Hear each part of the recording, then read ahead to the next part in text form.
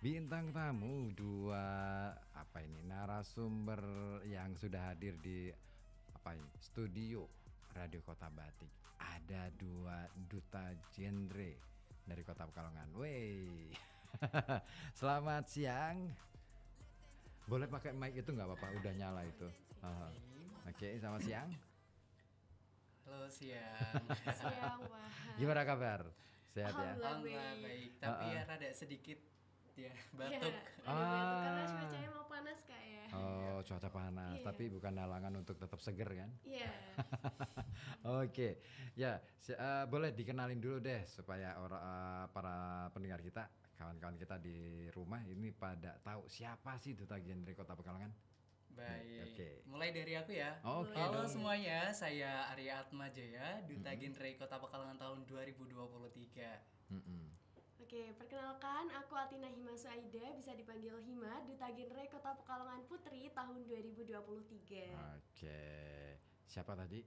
Arya. Arya, terus Atina. Atina kesibukan ngapain? Kalau sekarang masih jadi mahasiswa semester 3 nih Pak Di di mana? Universitas Pekalongan. Oh, semester 3 ya. Semester 3, prodi Jurusan? pendidikan matematika. Wih, keren matematika. Wih, kok bisa sih matematika jadi duta genre? Kayak nggak nyambung gitu ya Pak ya. Iya. Gimana tuh ceritanya? Iya, jadi emang kalau saya tuh passionnya emang di kayak kedutaan gitu Pak. Jadi ya selain basic mengajar, saya juga alhamdulillah bisa passion di public speaking, kemudian juga sosialisasi dan lain sebagainya. Gitu. Oh gitu. Kalau Arya kesibukan apa? Ya. Kalau aku kesibukannya ini masih kerja di Hey. satu perusahaan home industry seperti itu Pak. Nah, rencana kuliah aku tuh gap year. Aku lulusan tahun ini. Gitu. Mantap. Ya, inilah generasi-generasi muda Kota Pekalongan yang saya kira juga patut untuk diapresiasi ya, karena sepak terjangnya luar biasa. Untuk bisa mendapatkan gelar sebagai duta genre juga nggak gampang, ya nggak sih? Iya Iya, benar benar. banget. Butuh perjuangan dong pastinya. Gimana tuh ceritanya? Kok bisa tahap demi tahap itu apa yang dilalui gitu? Yang pertama mulai dari diri sendiri dulu ya. Kita tuh minat apa enggak. Ada informasi nih dari forum genrenya bahwa telah dibuka pemilihan duta genre tahun 2023. Kita perlu menyiapkan berkas-berkasnya, seleksi administrasi. Ah gitu. Setelah itu ada apa lagi Kak Ima? Ya, jadi nanti setelah seleksi administrasi nih Pak, nanti kita ada seleksi tertulis, kemudian juga ada seleksi minat bakat, dan ada seleksi wawancara serta penyuluhan. Gitu. Yang paling menantang buat kalian berdua yang mana? Di bagian Boleh, yang mana? jadi ke Arya dulu nih. Kalau aku pribadi ya, Ah, di tes penyuluhan ya, karena itu tes penyuluhan. mendadak dan kita mesti tahu topiknya yang bakalan kita sampaikan itu seperti apa dan target audiensnya seperti apa. Itu sangat menantang sih bagi aku.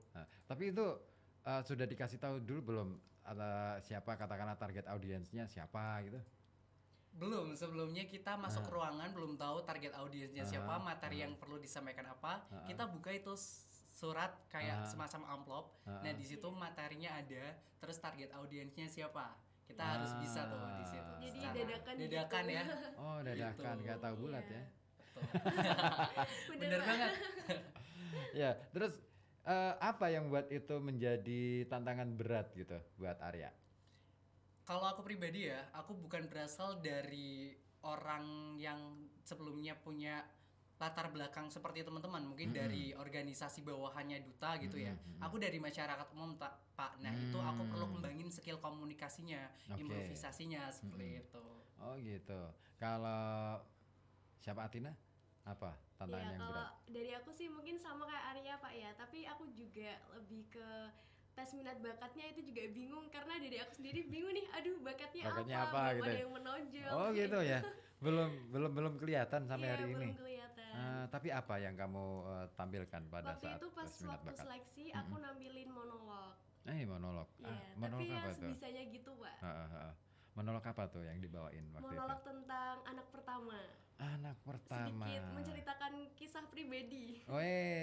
Gitu ya. Iya. ternyata anak pertama itu gimana tuh? Gimana?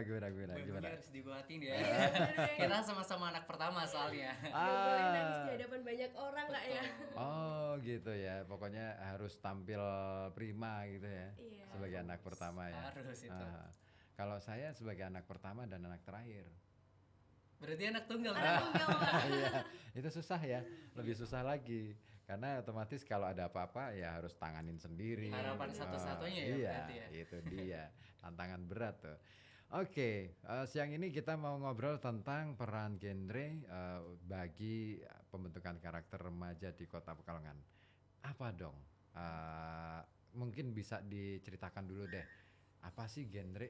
Itu. Oke, jadi genre itu singkatan dari generasi berencana Pak, di mana Generasi program Berencana. genre itu merupakan program yang dikembangkan oleh BKKBN untuk memfasilitasi terwujudnya Tegar Remaja, yaitu remaja yang berperilaku sehat, terhindar dari pernikahan dini, dan juga remaja yang mampu menghadapi tantangan di masa depan, seperti itu. Begitu.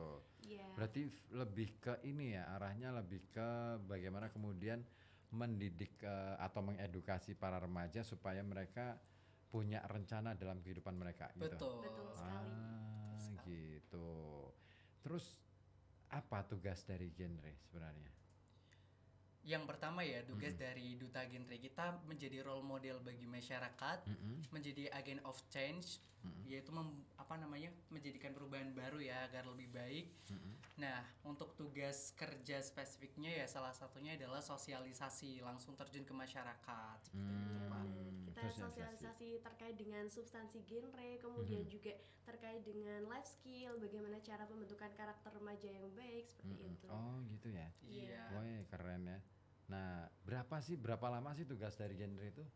Satu tahun menjabat selamanya menginspirasi. Oh gitu. Iya Iya. dong. Weh, berarti teman-teman harus ini ya, tetap sekalipun katakanlah setahun sudah selesai, tetap harus tampil prima terus nih. Iya dong, Iya. mestinya Iya kan? gitu. Oke, nah kalau kita, masuk ke agak berat nih. Sebenarnya kalau sebagai seorang duta genre melihat kehidupan remaja Kota Pekalongan, menurut kalian gimana? Oke, jadi ke Arya dulu mungkin. Dari segi apanya nih? Misal dari remajanya. Remajanya dong. Kalau dari remajanya ya, mungkin ada 50-50 antara remaja yang memang itu sudah terbentuk karakternya dan ada yang belum. Contohnya, remaja-remaja yang masih mengalami permasalahan dari kejadian kemarin. Ada remaja dari Pekalongan, Panjang tepatnya, itu gabung dalam kelompok gangster. Nah, itu perlu ditindaklanjuti seperti itu, Pak. Gangster, yang seperti apa sih gangster yang gimana tuh? Itu berarti sekelompok remaja yang melakukan Aksinya. aksi kenakalan ya, kenakalan remaja termasuknya seperti itu. Oh gitu. Itu meresahkan warga sekali. Oh ada ya? Ada, Pak. Ada, Masih Pak. ada ya Iya. gangster kayak gitu ya? Kirain sudah selesai. Kan sekarang kan zaman anak nge-game gitu kan? Iya. Ah, dan itu mestinya masih ada. Gangster itu kan sudah harusnya loh, kalau kita pakai logika yang paling sederhana kan teralihkan ke game dan lain sebagainya. Iya, Bahkan anak remaja sekarang kan cenderung untuk antisosial, bener nggak sih? Bener gitu nggak sih? Iya, Menurut kalian? kalau zaman sekarang ya. Heeh. Bisa dibilang seperti itu karena terkalahkan oleh gadget ya, game itu tadi. Kadang mereka kumpul tapi fokus main HP. HP. Betul. Iya, benar. Nah itu menurut kalian gimana tuh remaja yang kayak gitu tuh harus ditanganin nggak sih? Kalau menurut saya itu perlu, Pak, karena dari segi negatifnya itu ada. Kita perlu menciptakan remaja yang produktif untuk persiapan nantinya ya di tahun 2030 itu. Benar nggak sih, Kak Ima? Iya, 2030. karena di tahun 2030 kita akan menghadapi bonus demografi yang mana nanti kita akan mencapai puncaknya di golden generation tahun 2045. 45, betul. Oh golden generation, generasi emas. Iya. 100 tahun Indonesia gitu ya. Weh keren. Bonus demografi tadi sudah dikatakan, terus kemudian ada gimana sih, nah ini dia produktif. Gimana sih cara supaya remaja kita jadi produktif? Kita peran dari duta genrenya melakukan atau mengajak remaja serta membuka ruang untuk mereka lebih aktif. Mungkin bisa mengajak mereka membuat suatu karya, kita dengan cara kita mengembangkan life skillnya, Iya, seperti bener itu. Oh gitu ya. Mantap nih. Oke, dan kawan, Anda yang pengen bergabung, boleh ya gabung juga lewat telepon di 0285424474 ataupun melalui WhatsApp di 0855420912. Jadi Anda bisa nanya-nanya nih di sini bareng kita di talk show layanan publik yang juga kita hadirkan kawan-kawan kita dari Duta Genre Kota Pekalongan. Ada hubungannya nggak Duta Genre dengan masalah KB? Keluarga berencana ya. ah. Iya ada. Jadi dari Duta Genre itu kadang bekerja sama dengan itu apa namanya KB Dinsos P2 KB juga seperti itu. Apa tuh ya bentuk kerjasama atau yang dilakukan? Nah biasanya kalau dari Duta Genre itu kita menyasar juga ke posyandu-posyandu remaja yang ada di Kota Pekalongan. Betul. Ya jadi di situ kita membantu pelaksanaan posyandu remaja kak Iya. ya. Berarti Kita keliling terjun ya? langsung gitu. Iya keliling, Keliling. mulai dari SMA, SMP, posyandu remaja, kemudian juga sekolah lansia, kemudian juga ada sekolah disabilitas. Iya, gitu. Oh sampai ke lansia juga? Iya, cakupan target kita itu nggak hanya buat remaja aja. Gak hanya remaja bener. Gitu, kirain cuma remaja. Itu yang paling menonjol itu di Triad KRR, yaitu permasalahan remaja. Memang kita yang paling dikenalnya di situ Pak. Tapi untuk genre sendiri bisa dikatakan luas cakupannya yang tadi gitu disebutkan oleh Kak Atina. Iya. Berarti sebenarnya sangat fleksibel ya. Iya Betul. bener. Duta Genre ya. Lebih fleksibel daripada duta wisata kayaknya. Bukan membandingkan. Iya. Tapi ini beda wilayah gitu kan, beda area. Oke, Duta Genre. Sejak kapan sih? Tahu nggak sih kalian kira-kira Duta Genre itu sejak kapan? Ada.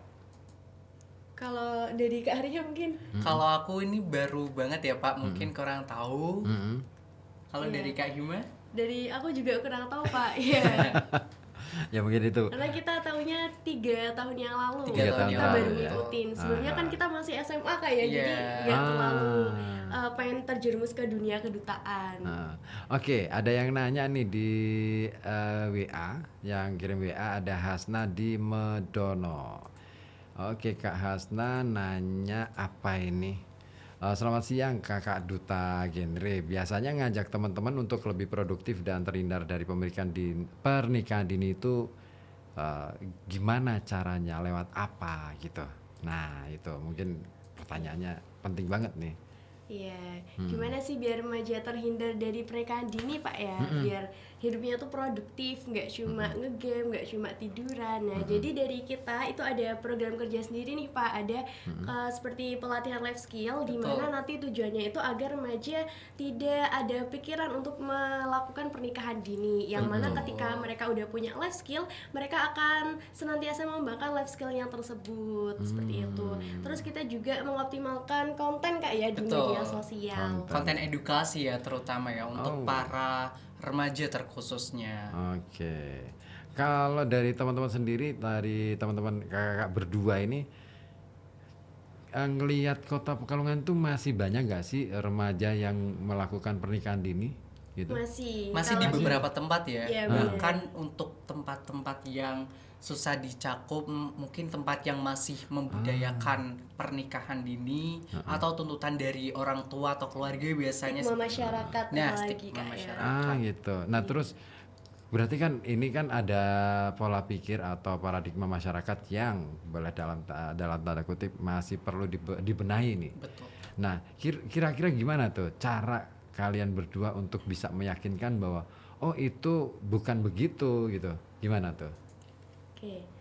Dari peran kami ya sebagai duta, mestinya langsung terjun ke masyarakat melakukan pendekatan dan memberikan pengarahan secara baik gitu Pak, agar tidak menyinggung. Ya, kita biasanya mengadakan sosialisasi, kemudian juga pendekatan ke masyarakatnya. Dan dari BKKBN itu juga ada yang namanya PUP Pak, pendewasaan usia perkawinan. Pendewasaan usia Dimana perkawinan. usia perkawinan yang diperbolehkan itu 21 tahun untuk wanita dan 25 tahun untuk pria, seperti itu. Itu standarnya. Oh, Kalau gitu. menurut undang-undang itu 19 tahun. Tapi 19 tahun. sekarang lebih baiknya patokannya pakai BKKBN yang Oh, tadi disebutkan. gitu. Karena dianggap remaja itu sudah siap secara mental, secara fisik, secara Betul. ekonomi dan lain sebagainya.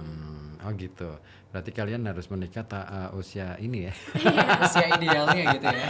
Nunggu lulus kuliah dulu, Pak. Iya, kalau Nela nggak tahu tuh. Senyum-senyum aja di belakang. Oke, nah ini menarik ya, pernikahan dini ternyata masih ada di Kota Pekalongan. Di daerah mana yang paling banyak ditemukan? Untuk daerahnya spesifiknya kita belum terlalu banyak riset ya Pak. Cuman biasanya itu terjadi di daerah-daerah yang susah dijangkau. Cangkupannya yang masih kurang mengikuti zaman lah atau masih menganut zaman yang dulu-dulu seperti itu biasanya. Oh gitu, tapi saya kira Pekalongan Kota sih sepertinya sudah sangat terjangkau ya. Gitu ya. Heeh. Kalau dilihat secara fisik sih, secara Oke. geografis, tapi nggak tahu secara sosial Mungkin ada masyarakatnya. beberapa itu ya Iya. daerah yang memang Mm-mm. masih itu. Iya, kalau di daerah kabupaten mungkin. Oh ya. Iya, kalau kabupaten itu lumayan banyak. Iya Pak, kan, ya. area yang di atas gitu kan, Iya, yang itu itu kan terutama. masih susah dijangkau dan kehidupan mereka hanya komunal di lingkungan mereka sendiri. Jarang-jarang yang katakanlah, kalau di Pekalongan kan hampir bisa dikatakan masyarakatnya mobile-nya tinggi, benar nggak sih? Iya benar sih, benar. Ya kan? Jadi pergaulannya juga luas. Nah ini ngomong-ngomong soal pergaulan, tanggapan kalian tentang pergaulan bebas. Nah ini penting banget nih. Apa? Gimana? Dari Kak Ima dulu.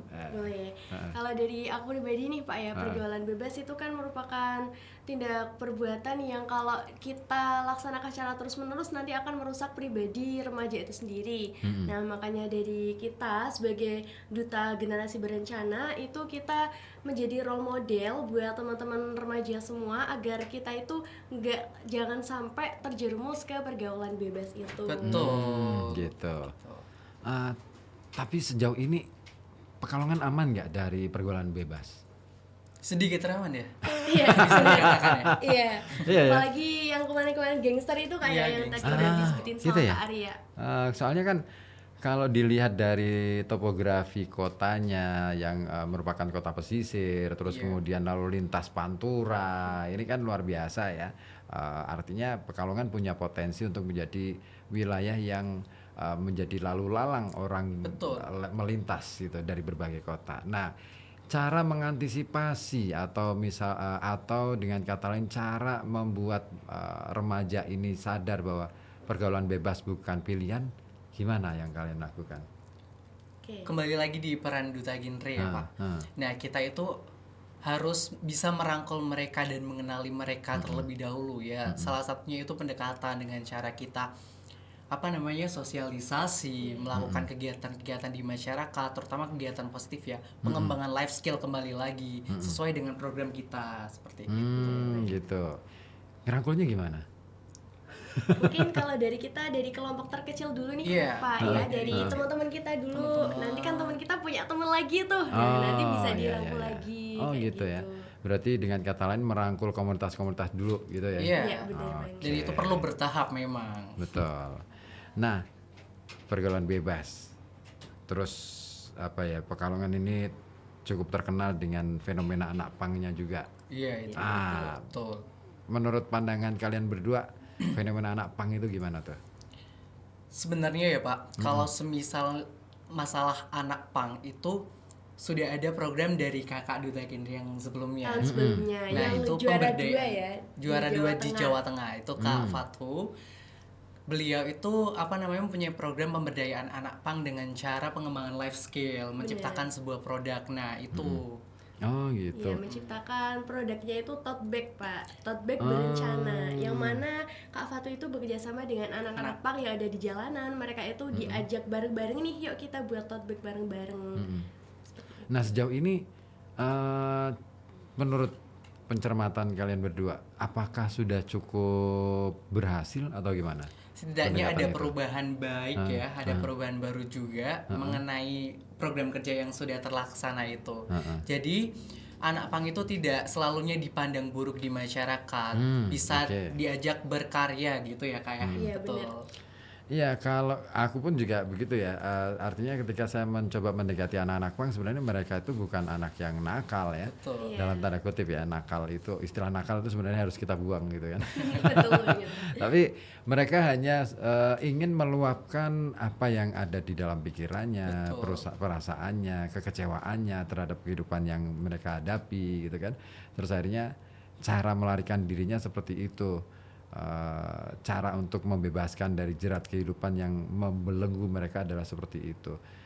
Tapi kan orang yang tidak mau tahu tentang anak-anak pang ini kan mereka langsung melabeli, wah ini anak nakal, wah anak yang begini selalu negatif.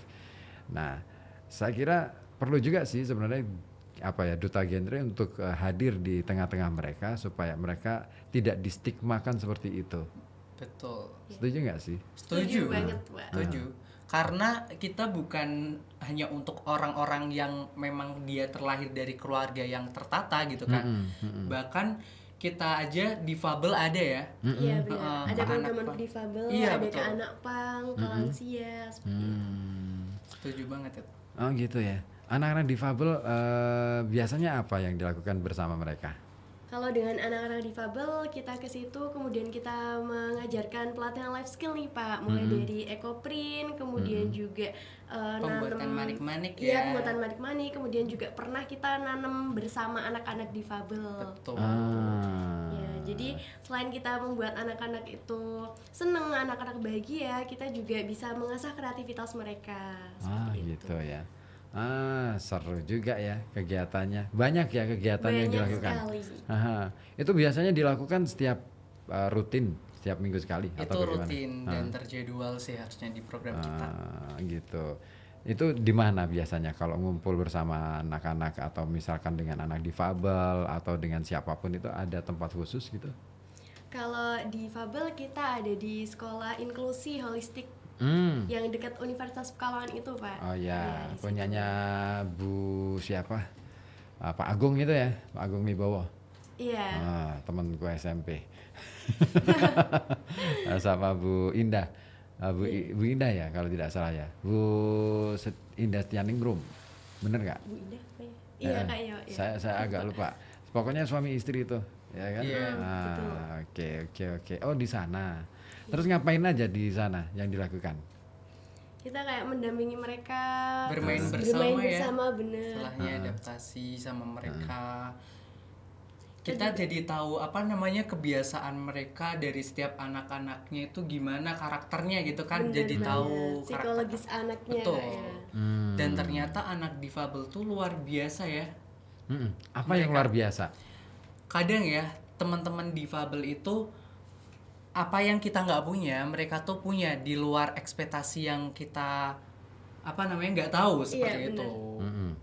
Oh, Contohnya gitu. kayak kegiatan kemarin teman kita Mbak Gita ya, Iya. ada. dia melakukan kegiatan di sana itu luar biasa banyak cerita yang berkesan sampai dia itu terharu di sana. Katanya seperti itu. Mantap. Karena ternyata mereka tuh rasa keingintahuannya tinggi sekali. Betul, Pak. antusiasmenya. Jadi nggak semua anak difabel itu dikatakan serba kurang gitu ya. Justru mereka luar biasa. Punya kelebihan tersendiri Kak Betul. ya. Mungkin dikatakan kurang karena dia lingkungannya tidak mendukung Iya. barangkali. Ya kan, kadang-kadang kan ketika katakanlah misalkan nih dalam satu kampung kita ada salah seorang anak yang difabel. Terus kemudian kita tidak pernah memberikan mereka ruang. Iya, Untuk kadang gitu ya Pak ya. Iya kan? Terus kita menjudge bahwa wah anak ini begini-begini, udah gitu. Iya. Nah, judgement yang semacam itu kan harusnya tidak ada ya. Harusnya sudah mulai kita hilangkan satu sedikit demi sedikit, harus kita kikis stigma buruk tentang atau negatif tentang anak-anak difabel ini. Langkah dan upaya apa yang dilakukan oleh duta genre untuk bisa menghapus stigma seperti itu? Oke. Peran dari duta genre kembali lagi. Kita harus mengubah pola pikir mereka yang mengejudge bahwa anak difabel gini nanti gak bisa gini gitu. Nah itu langsung terjun ke masyarakat melakukan aksi nyata bahwasanya mereka masih punya kok harapan, masih punya kok life skill untuk hidup ke depannya gitu. Nah itu perlu diubah dulu mindsetnya.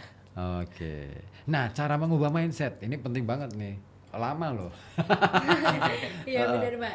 Cara mengubah mindset itu kan nggak sederhana ya. Iya, Ya, betul. nggak langsung berubah drastis gitu Pak ya. Betul. Jadi mungkin kita sedikit demi sedikit seperti kita melakukan pendekatan, kemudian juga kita melakukan apa namanya? Kita memberikan bukti nyata kalau Bukti-bukti kita bahwa- sudah pernah ke sekolah inklusi nih, Iya, anak-anaknya betul. seperti ini, bisa diajak bermain, kemudian juga mereka pinter-pinter. Nah, jadi mulai dari situ mungkin stigma masyarakat akan berubah seperti itu. Biasanya dengan bukti yang konkret ya, mereka bisa, oh iya ya ternyata gini gitu. Karena kalau dengan omongan doang warga Nggak. Pekalongan itu biasanya nggak Terkadang, percaya gitu iya. Kak ya. Harus ada bukti. Ada nggak sih duta genre itu kemudian punya angan-angan atau punya keinginan untuk membuat kegiatan sendiri gitu?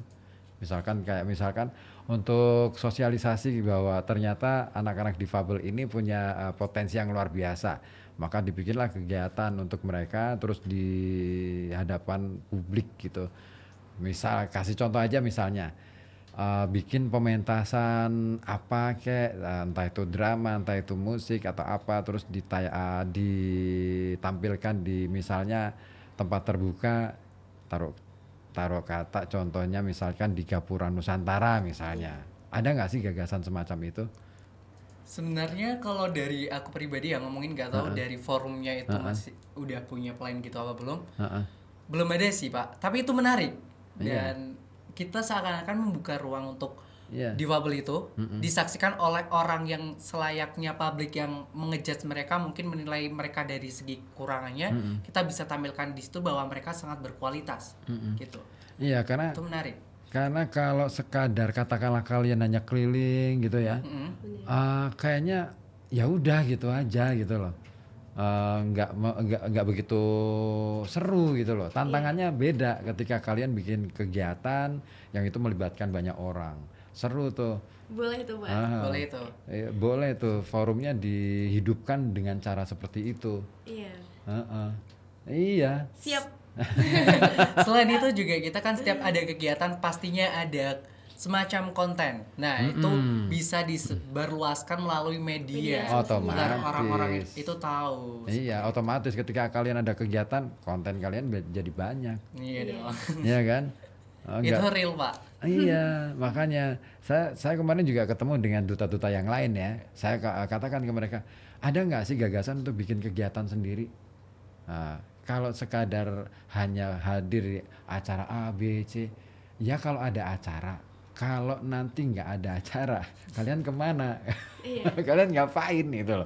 Nah, harus bikin itu Ya, gagasan kalau dari semacam kita itu. memang ada program kerja sendiri Pak. Di luar kalau kita misalkan disuruh gitu ya, kita pasti ada program kerja sendiri. Mulai dari yang pertama itu tadi sosialisasi, kemudian juga kita ada terjun ke sekolah-sekolah di mana nanti kita membagikan tablet Tabadara untuk menurunkan angka stunting yang ada di Kota Pekalongan. Oh. Iya, karena di Kota Pekalongan sendiri itu termasuk dengan angka stunting yang masih tinggi Pak. Gitu. Oke, ini menarik nih angka stunting. Iya, Soalnya stunting. istriku juga masih ini, dia kader posyandu ya. Oh iya. jadi selama 90 hari ini kan dia ngurusin warga masyarakat yang kena stunting gitu kan. Diduga seperti itu gitu kan. Ikut aktif di masak-masak untuk PMT itu loh. Iya. Ya kan selama 90 hari. Perlu tuh ibu-ibu posyandu itu dideketin terus kemudian kalian hadir di situ ikut masak-masak Itu kayak harus gitu. sih. Itu harus. Ada nggak kegiatan itu pernah dilakukan? Pernah teman-teman? Pak ya. Iya, Kita ada namanya membantu dapur Batu dahsyat Dapur gitu. dahsyat. Iya. Di mana Dapur tuh? di Jenggot. Wih, keren. Masih berlanjut sampai hari ini. Masih. Alhamdulillah masih, Pak. Alhamdulillah. Oke. Ya perlu itu kegiatan semacam itu supaya orang jadi tahu oh ternyata ini toh duta genre itu ada apa ya istilahnya Aksinya. manfaatnya gitu Iya. kan ke masyarakat langsung. Oke, saya kembali ke WA dulu, ada Pak Heri di Noyontaan. Nah, bertanya biasanya ada program Ghost to School enggak sih untuk bisa lebih dekat dengan anak muda dan mencegah pernikahan dini tadi. Oh, tadi sudah ya kita jawab bahwa oh ternyata ada ya kan Ada. Ghost to Wajib School-nya. itu, Pak. Nah, itu wajib Pak Heri. Pak Heri mungkin ngajar juga Pak. Boleh nih request. Iya Gimana? bisa. Selain di sekolah, kemana aja yang didatengin? Kampung-kampung gitu? Iya, masyarakat, terus komunitas ya, Betul seperti banget. organisasi-organisasi, posyandu remaja, seperti itu. Oh, posyandu remaja Iya, ya. posyandu Kalau itu langsung basisnya ke masyarakat gitu ya. Iya. Betul. Kapan dong datang ke tempat saya, komunitas saya? Wah, Boleh itu, boleh. Boleh banget Iya. ya. Boleh banget. Kan ada tuh kalau di tempat saya itu di Sekolah Sogan itu selalu ada acara rutin diskusi pendidikan dan kelas inspirasi. Nah, boleh dong kalian ngisi kelas inspirasi di sana. Boleh Dengan dong. senang hati. Boleh. Nanti saya sampaikan ke teman-teman yang ngurusin. Soalnya itu yang ngurusin sekarang bukan saya. Saya cuman jadi yang nengokin aja. Oh, sudah jalan ya udah, saya tinggal. Mantap gitu ya, Pak. Ya. Mantau doang. Siap-siap. Oke, terus ada Pak Anto di Seragi siang menanggapi berbagai macam fenomena yang terjadi di kalangan anak muda saat ini. Apa sih rencana program dari Duta Genre tahun ini? Nah, rencana programnya apa aja? Dari saya pribadi ya, ada program yang namanya Atmaja. Atmaja itu diambil dari nama Atmaja. saya, Arya Oh, Atmajaya, iya. yaitu atasi masalah remaja. Wes keren. Gitu ya. Programnya. Ya, oke. Atasi masalah remaja. Oh, Iya. Atmaja. Dari rencana program saya itu ada sosialisasi, itu program wajib duta itu. Ya, sosialisasi, ada implementasi ini tentang kita, upgrade tentang kita gitu ya kayak. Terus ada podcast juga di Instagram dan di Spotify mengenai permasalahan-permasalahan remaja, itu stakeholdernya dari orang-orang yang sudah terkena permasalahan dan juga remaja yang untuk mengantisipasi masalah tersebut gitu. Dan biasanya tanggapan-tanggapan Gen Z lah zaman sekarang gitu. Ada Iya. podcast. Terus untuk life skill, aku ada program itu Ombak Berkarya, omongin bakat bersama Kak Arya. Nah di situ aku pengen nyiptain suatu produk yang dimana bisa membuka ruang untuk mereka berkarya seperti itu. Gitu ya. Jadi semacam kelas khusus gitu. Betul. Semacam workshop bisa Workshop dikatakan ya. Oh, gitu ya. Oke, kalau Atina? Ya, kalau dari aku sendiri itu aku pengen wujudin genre bisa, Pak, berkarakter intelektual, sehat dan aktif. Ya dimana terdiri dari beberapa subprogram kerja. Salah satunya itu untuk remaja itu ada Gen Nadi, genre kenali diri sendiri. Jadi di situ aku berbaur sama remaja-remaja, kemudian kita melakukan pelatihan life skill dan jadi mereka tuh bisa mengembangkan kemampuan yang ada di dalam diri mereka. Seperti itu. Gitu ya. Simple Untuk ya. selebihnya juga sama seperti Kak Arya, ada sosialisasi, kemudian juga memanfaatkan media sosial dan lain Gitu, sebagainya. Oke. Podcast. Ini menarik nih podcast. Sudah berapa jalan? Alhamdulillah kemarin waktu finalis di seleksi Duta Genre aku udah ada 2 podcast yang udah lumayan lah didengarkan oleh banyak orang, ada ratusan kayaknya di Spotify. Di Spotify. Aku bicara mengenai tanggapan Gen Z mengenai itu seks bebas. Gimana tuh tanggapan Gen Z? Kota Pekalongan. Seru nih. Seks bebas. Apa? Kalau dari yang aku dapat itu katanya perilaku tersebut udah nggak asing lagi dan udah nggak jarang lagi. Banyak remaja-remaja entah itu sesama jenis ataupun lawan jenis, mereka itu sebenarnya udah melakukan hubungan seks bebas di luar itu tanpa sepengetahuan keluarganya mungkin dan orang lain. Dan itu hanya diketahui oleh dirinya, bahkan orang terdekatnya, contoh bestinya gitu kan. Nah, dari tanggapan anaknya itu sangat beresiko untuk kedepannya, bisa terjadi infeksi menular seksual gitu ya, HIV, dan itu perlu dihindari gitu loh. Oke. Oh, tapi benar juga sih sebenarnya, hampir bisa dikatakan kebiasaan seks bebas itu kan sebenarnya sudah lama, isu yang sudah lama. Betul. Ya. Nggak usah di Pekalongan, di Indonesia lah. Ya. Apalagi di kota-kota besar gitu ya. Apalagi di kota-kota besar, tantangannya luar biasa. Di kota kecil aja, di kita aja sudah luar biasa gitu Iya. kan. Seperti dianggap kegiatan biasa gitu, Pak ya. Dan yang menarik itu kan gini, ketika mereka sudah pernah melakukan itu dan mereka menyatakan ke bestinya, itu kadang-kala mereka merasa bangga. Merasa bangga Iya gitu nggak? ya. Bener nggak sih? betul. Iya kan? Merasa Iya. bangga, itu bisa dipamerin. Aku gitu. Iya, berani. Menurut kalian kayak gitu tuh, aduh, wajar, normal atau sebenarnya harus dihindari sih gitu? Harus dihindari dong tentunya. Iya. Dan Kenapa? waktu itu tuh aku bicara sama orang yang memang dia bestinya gitu loh. Ah, Nah sekarang dia tuh udah nggak bestian ceritanya Pak. Dan itu mau bicara di podcast aku. Ternyata temennya sudah melakukan hubungan seperti itu. Dan itu terjadi nggak hanya satu kali. Mungkin dari efek kecanduannya itu ya. Awal coba-coba. Iya awalnya cuma coba-coba keterusan gitu. itu belum itu anak usia berapa? Seusia saya 18 tahun Pak. Wih, Kebetulan saya kenal sama anaknya gitu kan. waduh, ngeri juga ya. Iya, Ngeri itu juga ya. yang dekat-dekat dulu ya. Ah, ah. Dan yang udah pasti memang dia melakukan hubungan seks bebas itu Pak. Sama pacarnya. Sama pacar ya, bukan akhirnya bukan.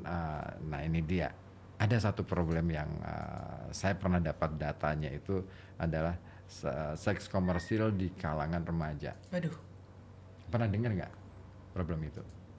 Baru belum dengar tuh. tuh. Belum. Ngeri di Pekalongan. Gimana tuh, Pak? Wah, itu kan pelakunya kan anak-anak pelajar ya. Nah, Jadi itu ya. oknum lah ya, anak-anak oknum pelajar di Kota Pekalongan yang akhirnya mereka bahkan sampai seperti itu gitu loh. Tujuan mereka cuman untuk lifestyle. Lifestyle gitu ya. Mm-mm. Mereka anggapannya keren atau gimana sih tuh pikirannya? Nggak tahu, mungkin karena untuk mencukupi kebutuhan mereka dalam iya, hal bisa berlifestyle. Bisa jadi. Nah itu, nah apalagi sekarang ya anak-anak, saya tidak akan menyebut identitasnya. Anak-anak Gen Z sekarang sebagian ya, tidak semuanya. Anak-anak Gen Z sebagian yang sekarang ini kan mereka selalu berorientasi pada bahwa mereka akan bisa dikatakan keren dan mendapatkan teman banyak kalau mereka punya katakanlah apa ya istilahnya pendapatan atau mungkin uang sekian puluh juta. Betul. Bener nggak sih yang kayak gitu? Iya. Ya kan? Emang.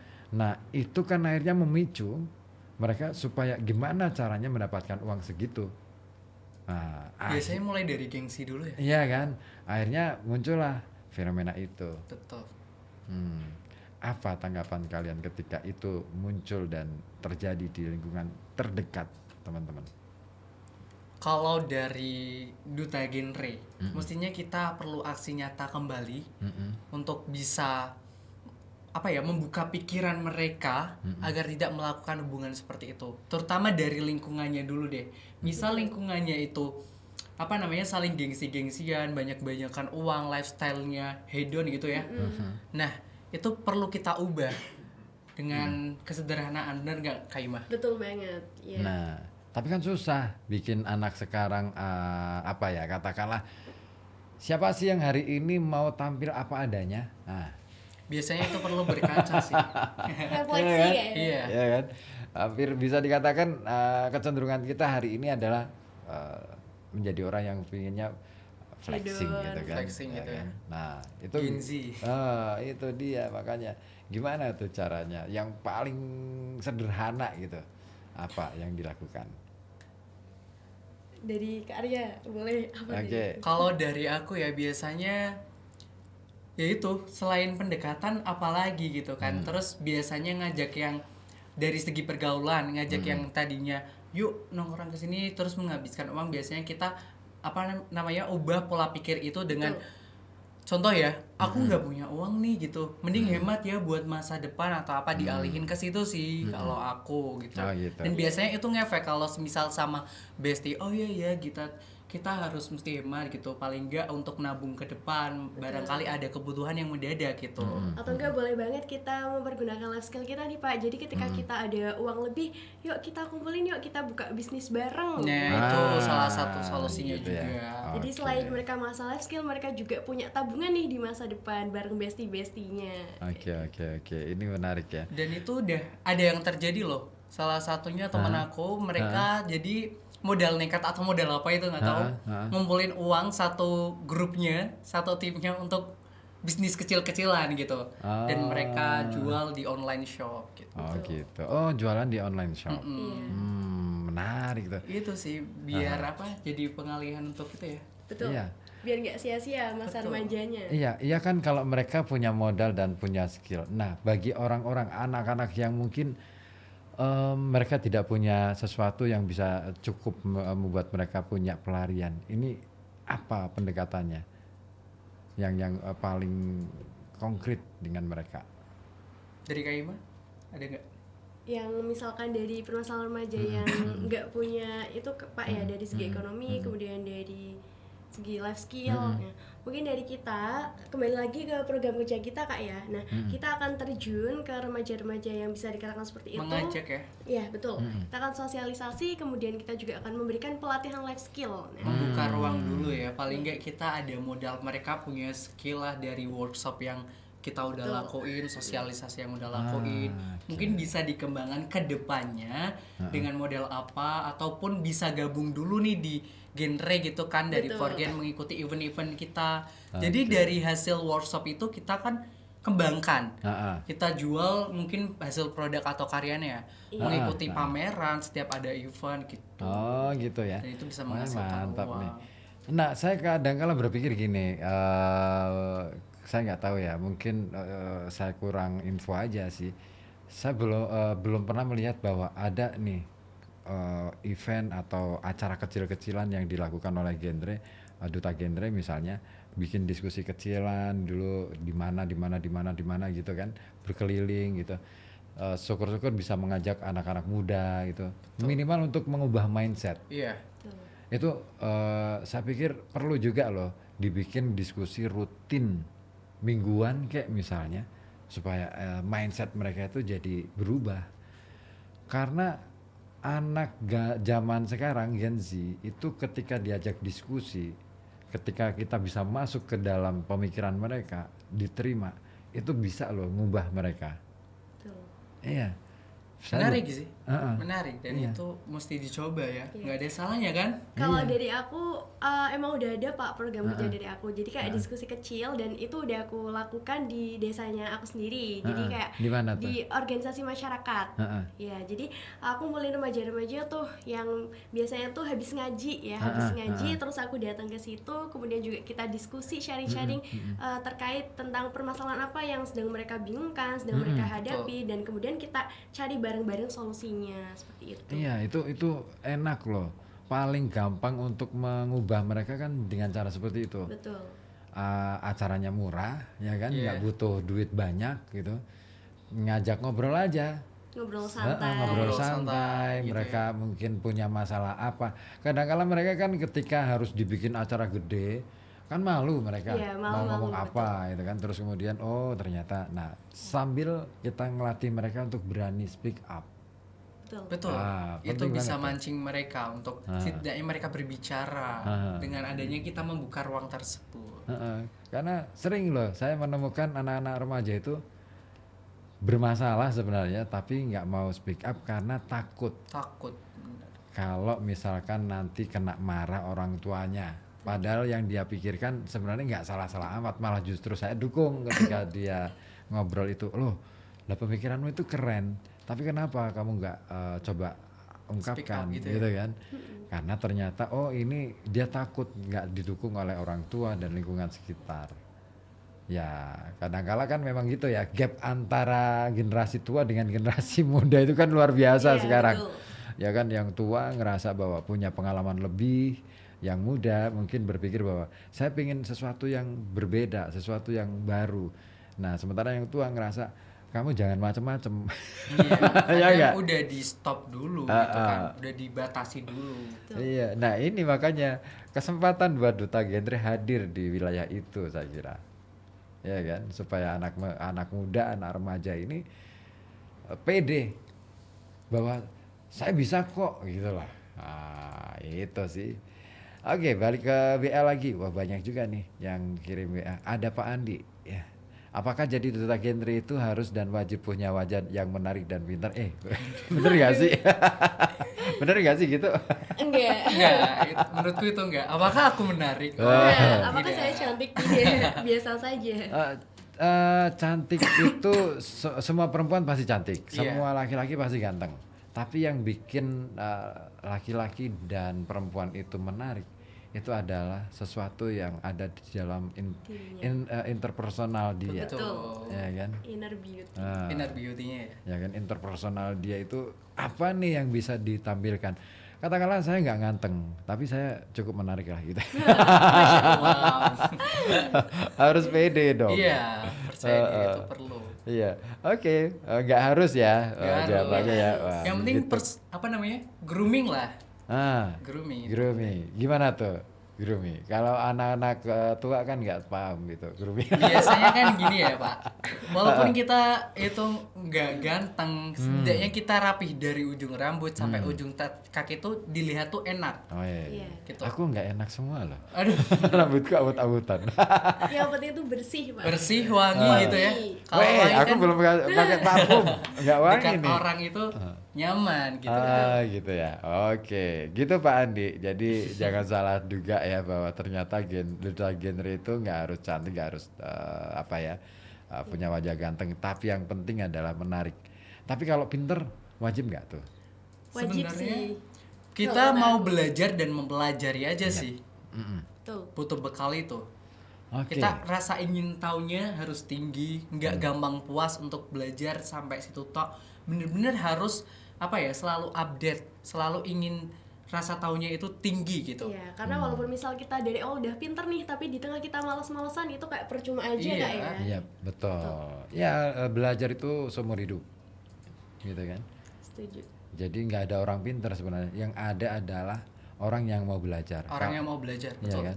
Kalau orang pinter jadi dukun. Ada benernya juga sih. Betul. Iya kan. Coba deh kalau kita ke kampung, dukun itu orang kampung nyebutnya apa? Wong pinter. Iya kan? Istilah pakalongannya. Wong pinter. Iya kan. Iya satu-satunya orang pintar itu dukun. Iya. Oke. Siapa lagi nih? Ada Fitri di Setono. Menanggapi seks bebas yang terjadi saat ini. Upaya menanggulanginya seperti apa, Kak? Wah, itu. Upaya menanggulanginya seperti apa coba? Biasanya mulai dari keluarga dulu ya. Mestinya orang tua harus memperhatikan anaknya mulai dari kesehatan reproduksinya seperti itu. Dari pergaulannya itu penting.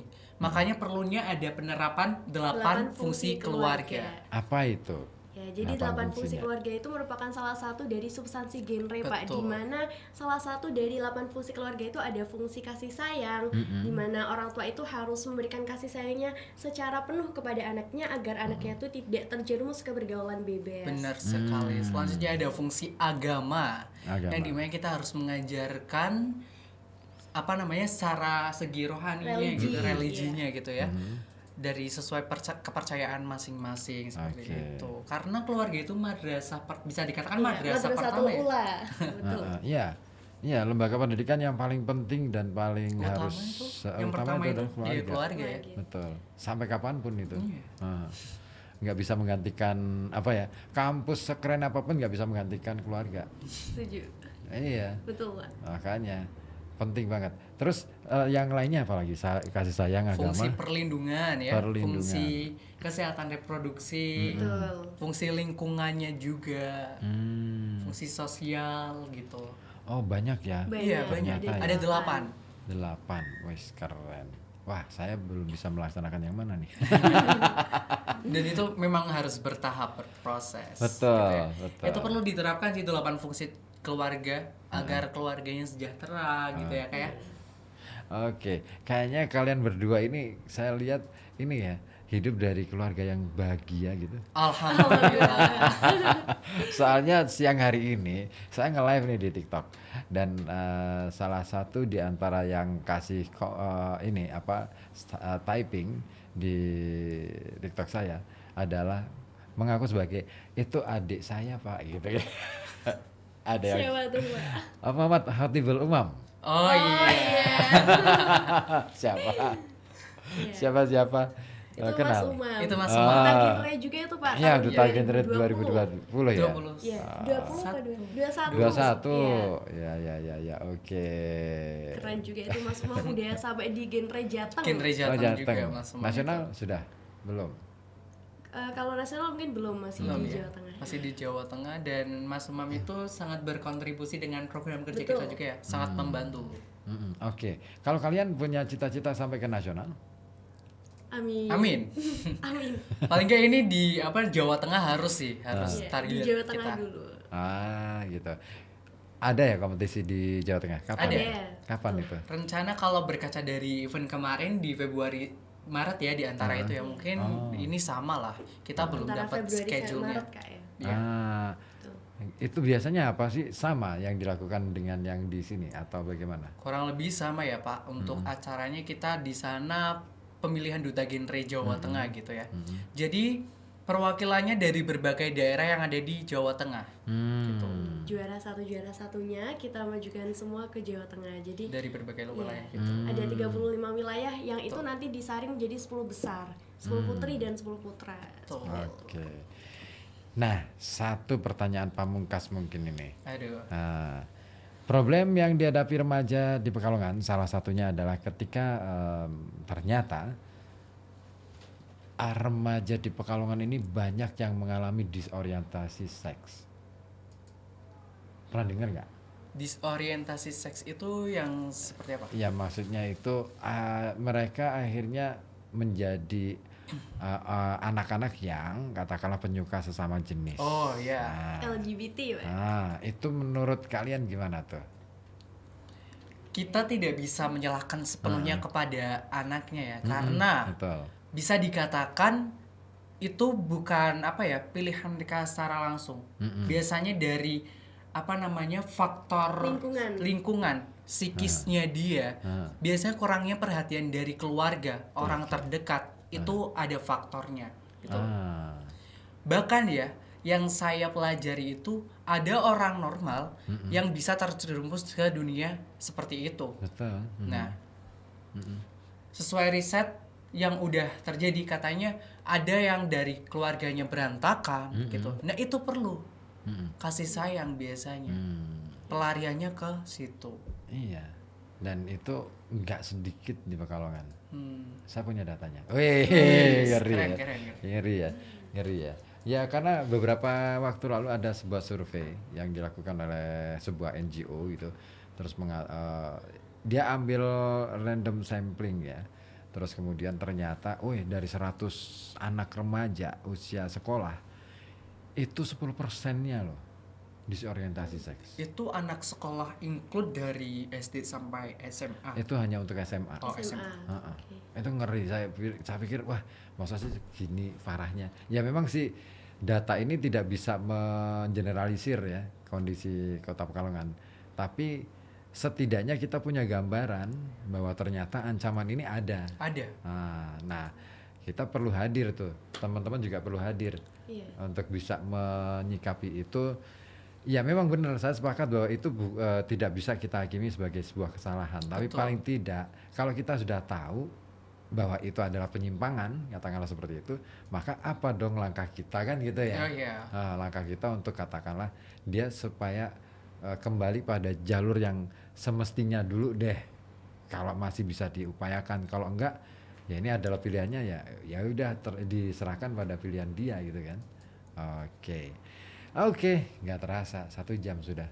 Nggak terasa. Nggak terasa ya, saking asiknya Iya, nih. betul. Saya sebenarnya sih kalau kita mau ngobrol lebih panjang lagi, wah seru tuh. Boleh dong, kapan-kapan kita diskusi Boleh. di Boleh forum banget, Pak. Duta Dengan senang Genre. hati. Ya, saya pengen banget sih hadir di situ. Ya setidaknya, yuk kita ngobrol apa kayak yang kaitannya dengan dunia remaja.